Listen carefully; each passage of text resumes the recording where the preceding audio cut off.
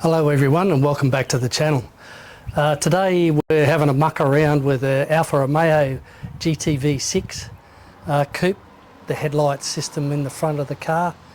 They're very difficult because the headlights are actually mounted into the plastic grille, so there's no steel frame inside the mudguard to actually hold the headlight system, and we need to change them from the original Alfa Romeo setup where they only have these types of globes.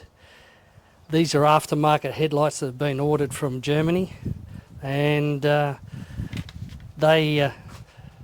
the outside right hand light and that's the inside right hand light, and they only come with these types of globes, a single beam that fit into there, whereas what we need is the high-low for the right hand beam, the outside beam, and the high beam for just the inside light. So what we've got to do is change these over, and we're going to be using a better quality insert, which are these NRGs. These are an old one, but this is the brand that we're going to use in it to replace the back of that and the back of that, so that these big globes will fit in, and we can then replace these beams out as necessary. So if you get a stone chip on one of these lights, which is the factory style light, they're fully sealed on the outside. If you get a stone chip in that glass, you've got to buy the whole unit again to replace it. What we're trying to achieve here, and what we will achieve here, is I'm cutting these bezels out so that they're factory mount. We're utilising the factory mount, which is this very unusual way of actually mounting the headlight in. And we're going to cut the back out of them, which I've done on this one. I'm going to cut the back out of these.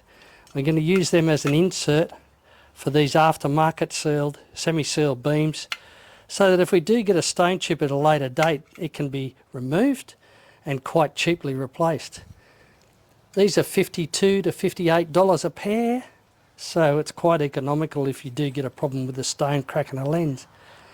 Time's gone by, you get a crack in the lens, then it goes in and deteriorates all the chrome on the backing plate there, and it just turns to a cloudy vision and probably a water line in the bottom, and it looks terrible. We want to be able to change them out if we have to. So that's what we're going to do with these. As we travel, I'll show you how they mount in, and I'll also show you they're going back into the grille and back onto the car. So this is the company that the aftermarket lights come from. This kit was bought from this company in Germany. I don't know if you can see that or not. And these are the addresses.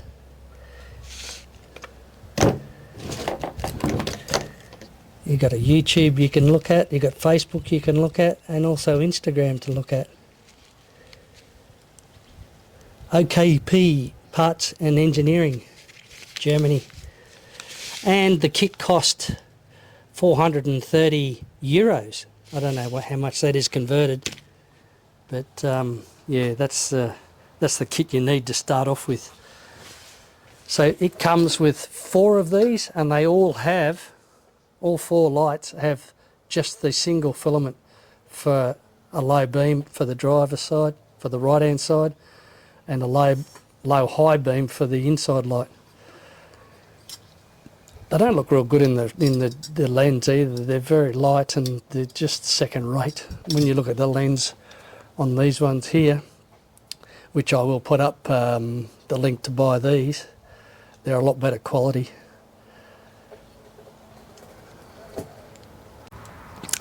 Okay, so to achieve this, we're going to trim this one so that it looks like that. You've got to get rid of the glass from the inside.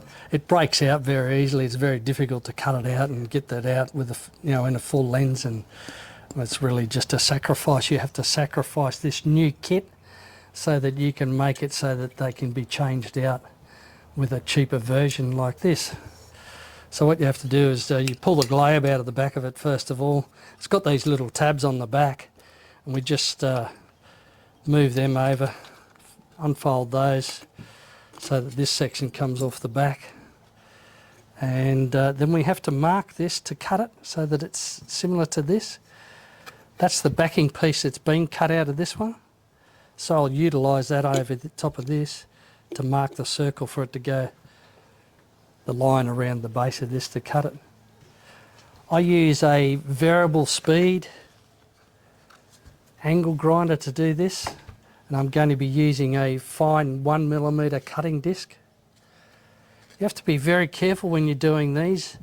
I just scribe around on the marker line first with the grinder at low speed, and I continue through with low speed until I actually penetrate through the metal. You can get yourself into a situation where if you go too gung-ho on this, the disc will grab and throw this out of your hands and you're going to have all sorts of dramas. So anyway, to mark that out, let's bend these tabs over a little bit. So it may look like that these are all glass, but they're not. This is actually metal in the back. You can see from this one that I've sanded the chrome off it a little bit. You can see it's actually a steel housing. And that's what we're chasing, to get that so that we can put these inserts in. So we'll just put that over the top. That's going to give us a pretty accurate mark as to where we need to trim this one off. There's my marker there. We just simply go around the outside of that.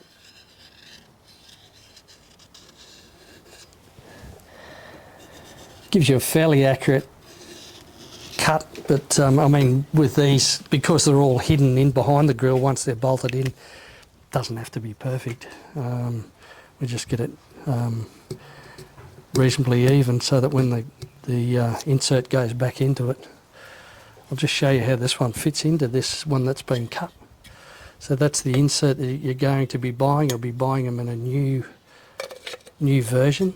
They do have tabs on the back of them for them to seat into a normal 5 3/4 inch bezel. They have to be trimmed off. You can see there the tabs where they've been trimmed off, so that it fits neatly when you press it inside of this. So you can see how nice and neat that fits in. And that will then allow you, with this housing, to be able to put this back into the plastic, the factory grill, and mount it the way the factory intended in the first place.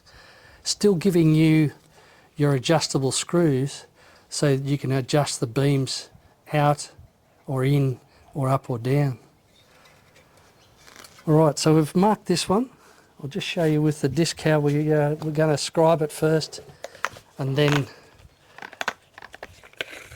we'll be able to sand it off and get it ready and take the glass out of the front of it.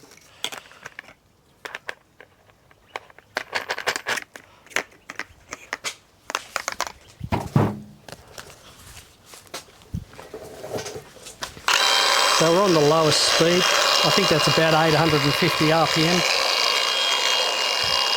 And I kind of hold the grinder up against the chest as well. And we're on carpet here so we can spin it.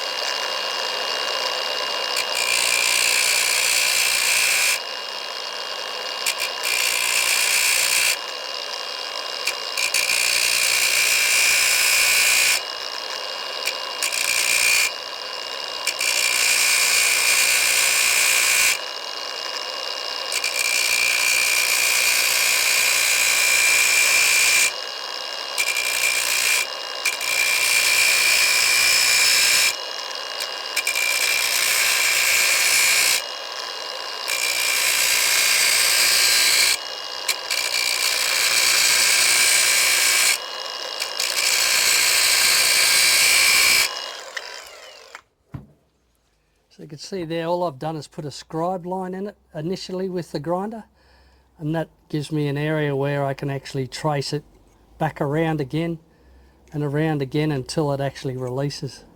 At least then you've got a quite an even line, and you have a reasonable opportunity rather than just digging it in and trying to cut it in one space in one go. It's the same with any metal that you'll see in the videos prior. I always scribe first, and it makes it easier, and always use a variable speed grinder. So we'll go around again.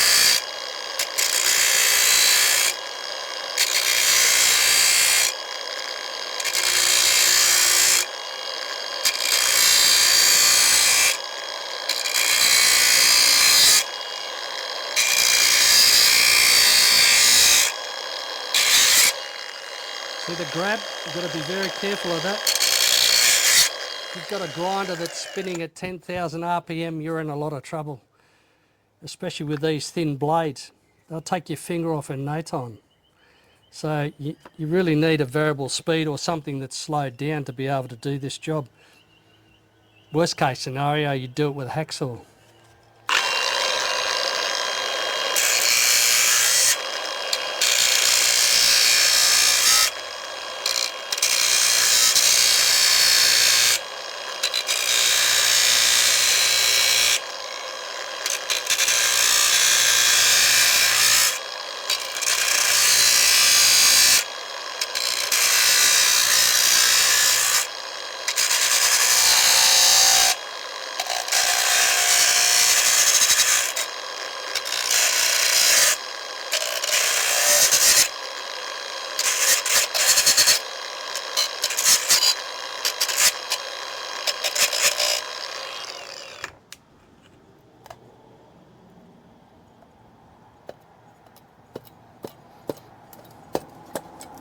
Oh, Mama, how I love you, how I love you. Oh.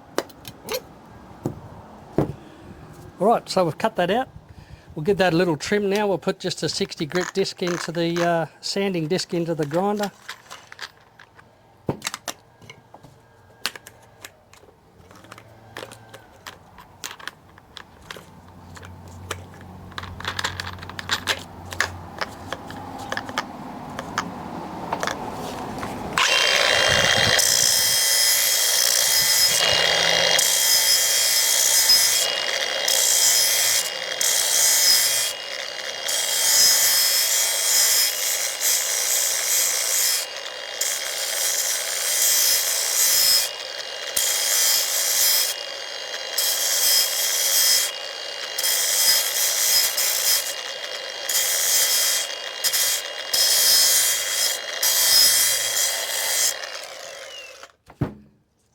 Okay, that's the sharp burrs taken off. So with the glass, it's a sacrifice. You can try and cut it out with a razor blade if you wanted to, but you're going to have to get all the way down inside here as well. It's just too much of a pain in the butt, really. So we just break them out. These lenses aren't worth keeping anyway. They're very, very light, and I'll just show you how easily they will chip if you get a stone or a rock hit the front of your car. These are very light, and there's no glass hardly at all in them compared to these. They're a lot solider. So we just break that glass out of there.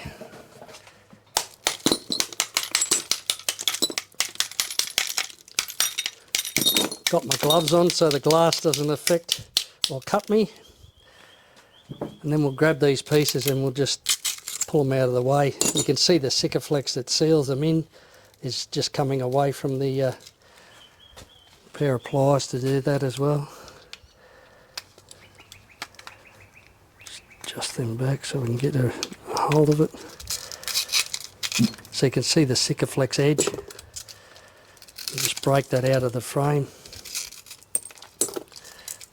Seems pretty drastic to actually sacrifice these lights like this, but to obtain the high-low beam, which I'm pretty sure is an ADR ruling in Australia, so that you've got a high-low beam on the outside light, this is what you've got to do.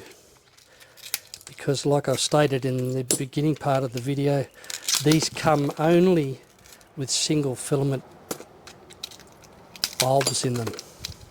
You can't change them up to the bigger one because the receiver in the back of these domes are not suitable. They only take the skinny small single filament globe. Okay, so we've broken that out of there. That's the sacrifice part. And then we're going to just trim the Sikaflex out of the side of this. You can see you've got the black Sikaflex that seals the glass into the steel frame. Be careful also while you're cutting this out because you can slip all of a sudden and cut your wrist. That's the last thing you want to be doing. Life's too good for that.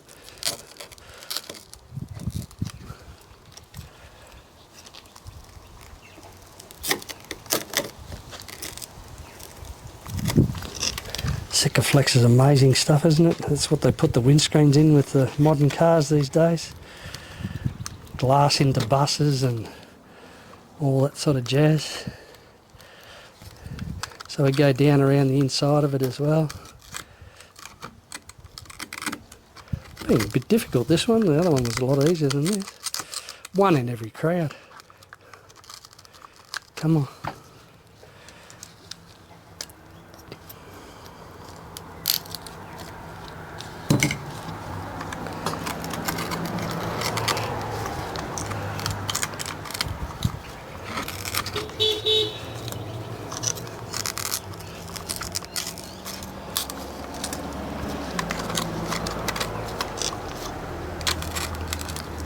Go all the way around. Obviously you have to make sure this is clear so that when the new semi-sealed beam sits inside this frame, it sits comfortably without any glass left over. Because if you do screw it in or put it in place and there's a bit of glass still left in this rim, 9 times out of 10 it might break the glass that's in the new lens that you're putting in. Same with windscreens and rubbers. You ever seen the windscreen being put in and they're using the old rubber and they've left a tiny little chip of glass? You only need something as big as that in the edge of the rubber when they've pushed it back onto the windscreen, and bang, laminated windscreen, it'll break it instantly. So we've got to make sure all the glass is out of the way. Do it initially with the razor blade. Around the outside edge as well. Anyway, you get the gist. So what you end up with is, if I can push this one back out easily, which I can't, that shows you how well they seal. There we go. You can see that this one's been properly cleaned up. So I'm going to sand all these back when I'm finished and give them a coat of black. That'll just have them sealed off from the corrosion, because since we've cut this, it's going to want to rust through all that area there. So we need to paint these as well as we travel. But anyway, that's how it comes out. That's what you've got to do. You have to sacrifice these aftermarket globes to give us the carrier so that it goes back into the grille and goes back into the car. And that makes it a factory fitment then. And then if you do get a cracked one of these, all you've got to do is pop it out, pop a new one in, and you're back in business again. Alrighty, the lights have arrived. So I'll show you what we ordered to make this Alfa Romeo GTV 6 grille work, so that we can easily pull these semi-sealed beams out if they get a stone chip or a crack in the lens and they start leaking water inside. They can be changed over, because ordinarily the factory ones, they're sealed and they are part of the whole system, as part of this bracket that actually holds it into the grille. So it doesn't actually get mounted into the steelwork in the inside of the mudguard. This bracket goes in to these screw mountings on the grille once the grille's in position on the car, and that's what makes it so difficult. Anyway, the semi-sealed beams came from nrgproducts.com.au. That's the serial number for the high-low, SSB 5731, and that's the serial number for the single inside high beam. That's the globe for the inside high beam. It comes with the semi-sealed in the box, and that's the globe for the outside high-low, which is required for ADR. The ones that you can buy from overseas that actually fit into these grills, which is what I've used. I've sacrificed a set of those to use these mounting buckets. They only come high with single high globes, outside and inside. There's no high-low. So we've had to go to this, the NRG, which has got the mounting for the high-low globe in there. You can see the much bigger aperture for it to go into. Whereas if you look at the single one, which is on the inside for the high beam. That's a single globe. Alrighty, so I'd just like to show you actually what you need to do with these once you get them.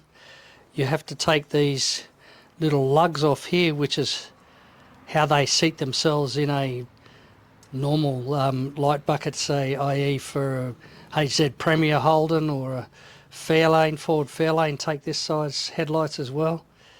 They need those tabs to mount them into the bucket that belongs to those cars. But in this case, we have a smooth, flat perimeter.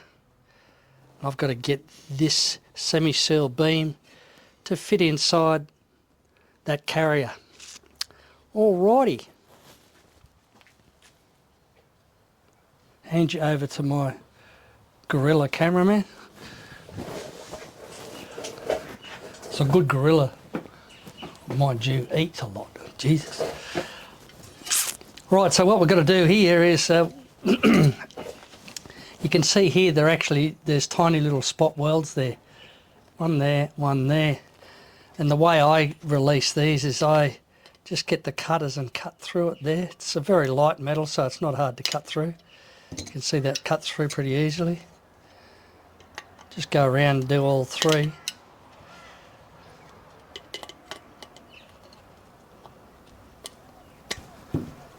This one's not quite there. There we go. Then I've got these handy little pair of Nipex pliers, and I use them. And what we do is we straighten this out, and if we straighten that out,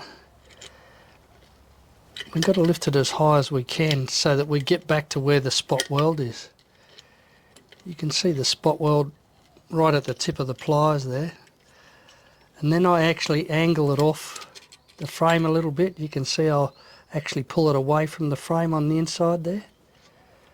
And we'll grab it again. And we just give it a couple of twists.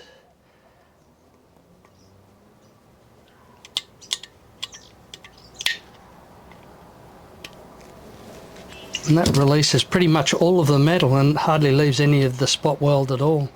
So we'll do this one as well. And then it's just a little bit of a touch with the power file on there, which I'll show you as well once I get this other one off. But you've got to make sure you actually flatten these right out. Use your pliers to get them so that they're right up in the air and right where the spot weld is. In some cases you can just give them a twist and they'll literally just fall off, because the spot weld doesn't hold much when you twist it at that type of angle. These ones are quite tight, so it's going to break off and leave metal behind. That's not so bad. Alrighty, let's do another one, just see if I can show you one. No, these are all spot welded quite well. So I just go around and we do all of those, get rid of them out of the way. Again, grab it right down low, get hold of the metal as close to the spot weld as you can. We'll just give it a twist just to break it off. That way you've got a gentle way of releasing it all without actually a chance or a risk of breaking the glass. Alright, well I'll just continue on and go around and clip all these off.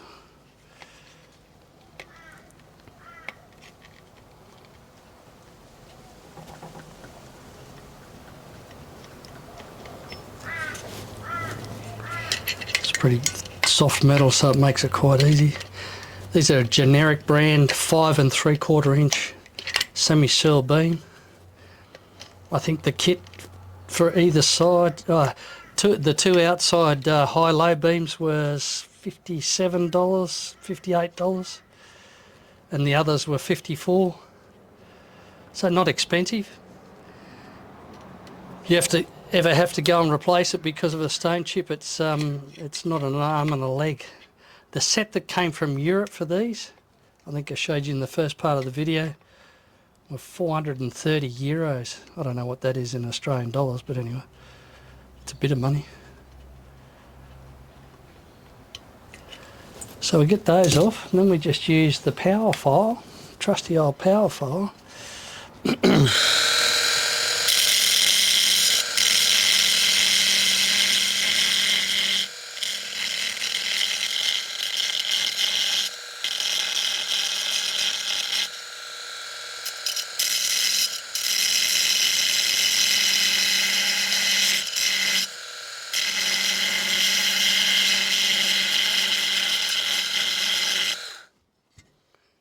around and do all 6.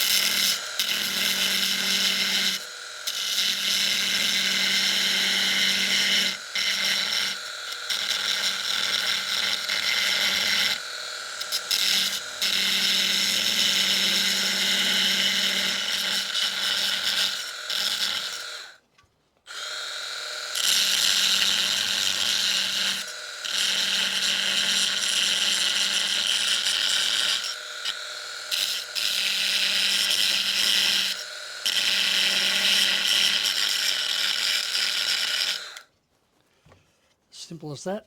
So it's nice and smooth on that base so that when it clips into here it fits nice and evenly.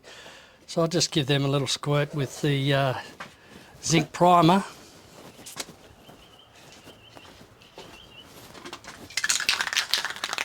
I'll just use this stuff, the zinc primer, to give it a bit of a coating to stop that from rusting.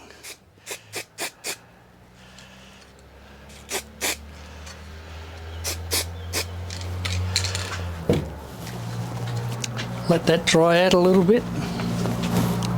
So with these, you know, you've seen at the beginning of the video, I cut the glass out of here and released it from this edge. It was thicker flexed into that edge. And with this actually going back into this bucket, we have to make sure that the opening is flared a little bit here. We don't want any problems with it fitting into this bucket because it's a really tight fit. It still has a retaining ring go over the top of it with some folded tabs. But I just go around and just give this little bit of a tweak open so that it's going to make it as easy as possible for us to press fit the semi-seal beam into this bucket.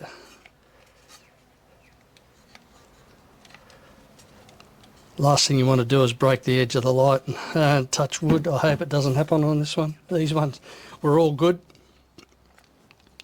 Otherwise I'll be buying a new light for the customer. So make sure I give this a little tweak. We're just bending them out just a little bit, flaring it out a little bit. Go all the way around.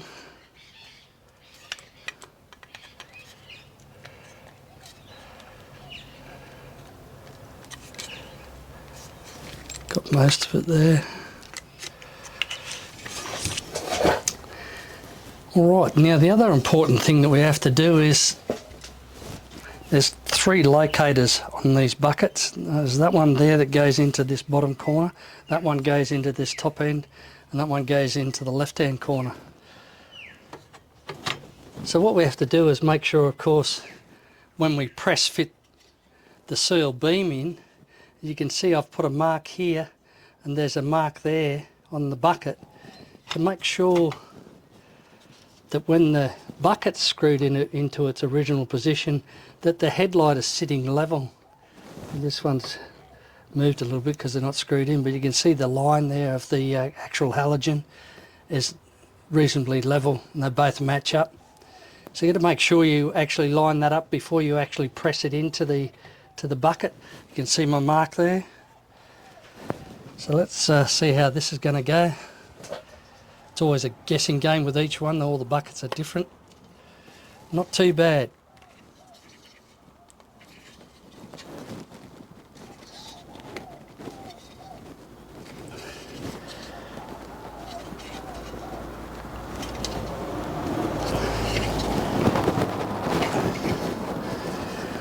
Alright, so you can see that's sat in there nicely.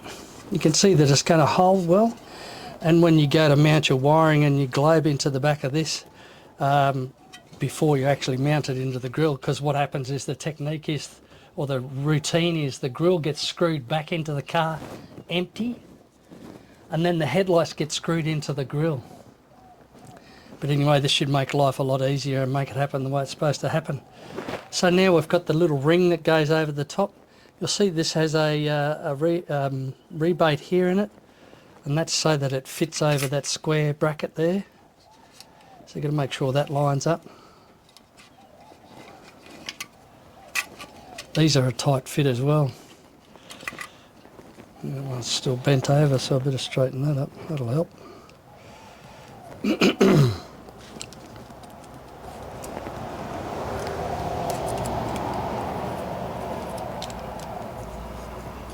These are like a stainless steel, just a ring that goes over the top to actually help hold the semi-sealed beam in. You can see from the last time that it's had someone pressing the pliers up against it and getting it out of shape. I try to get rid of all those, but these are the original ones.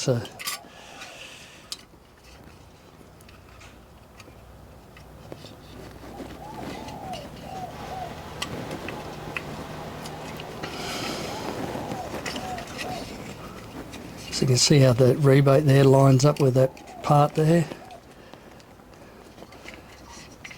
And then what you've got to do is actually start getting the tabs folded over.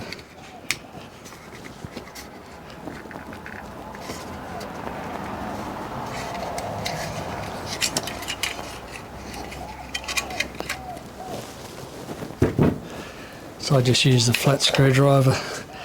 I get part of one side in position, making sure that the rebate there lines up.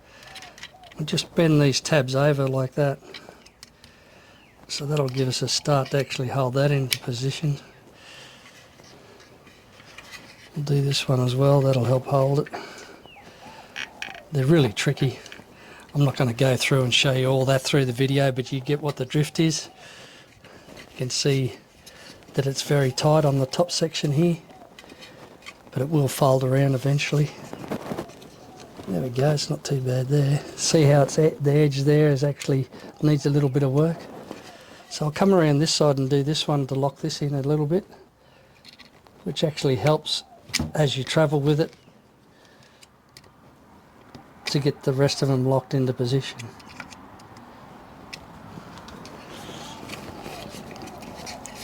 See, this is the difficult spot. Oh.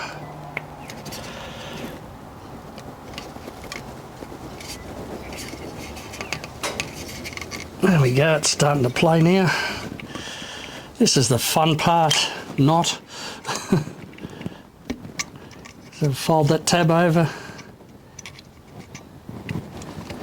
and just gradually go around and sneak up on them all, and then you'll get them into position. Might as well do them while you're here, it doesn't take that long. They're lining up quite okay.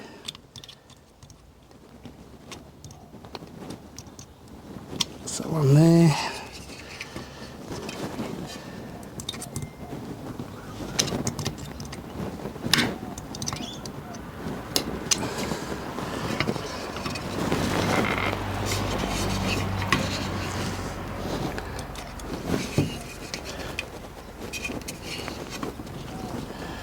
They don't fit perfectly because this is, this is an afterthought what we're doing here. This is a custom fit of these semi-sealed beams.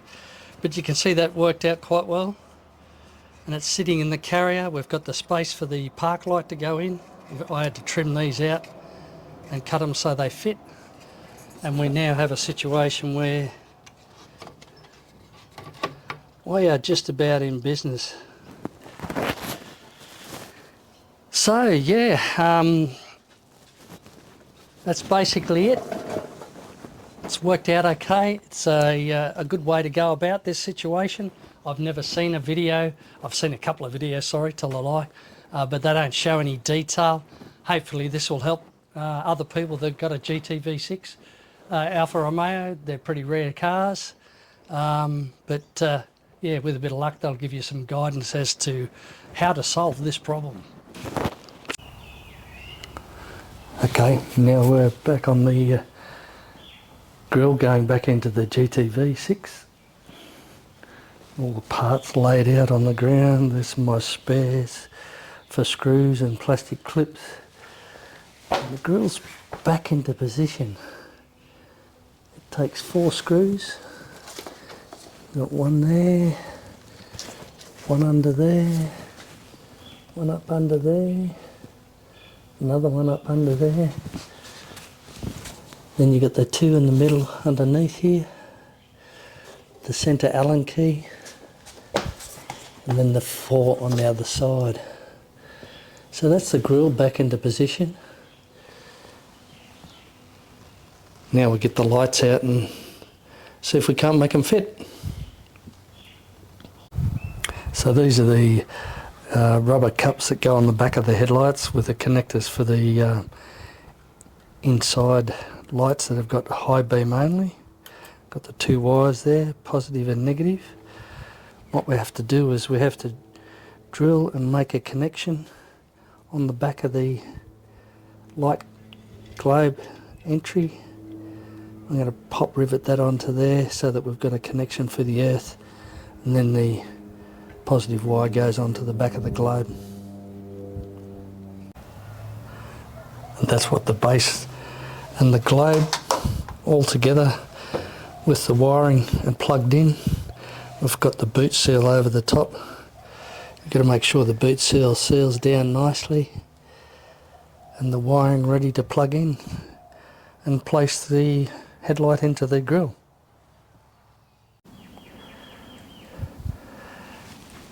Now I've got the grille back in and all the headlights in position. Man, what a task. Hours and hours, and the patience required getting all the headlights to fit into those clips, special clips up the top. Anyway, looking quite good now. And if ever there is a problem with one of the headlights, it can get changed out very easily and at a very minimal cost. Okay, cheers, thanks for watching.